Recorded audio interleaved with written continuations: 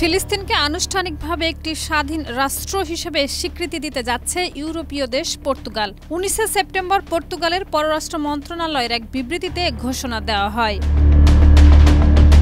বিবৃতিতে জানানো হয়, জাতিসংঘের আগামী সপ্তাহে অনুষ্ঠিত সাধারণ অধিবেশনের আগেই ফিলিস্তিনকে রাষ্ট্র হিসেবে স্বীকৃতি দেওয়া হবে।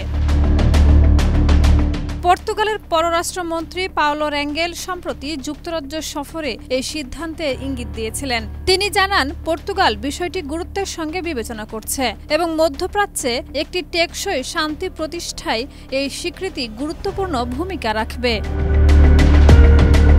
এর আগে 2024 সালের মে মাসে ফিলিস্তিনকে রাষ্ট্র হিসেবে স্বীকৃতি দিয়েছিল স্পেন, আয়ারল্যান্ড এবং নরওয়ে।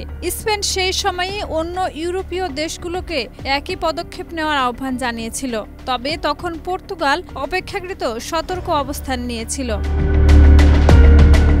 বর্তমানে ইউরোপীয় ইউনিয়নের 27টি সদস্য দেশের মধ্যে স্বল্প সংখ্যক দেশ ফিলিস্তিনকে রাষ্ট্র হিসেবে স্বীকৃতি দিয়েছে, যার মধ্যে রয়েছে কিছু পূর্ব ইউরোপীয় দেশ, সুইডেন এবং সাইপ্রাস।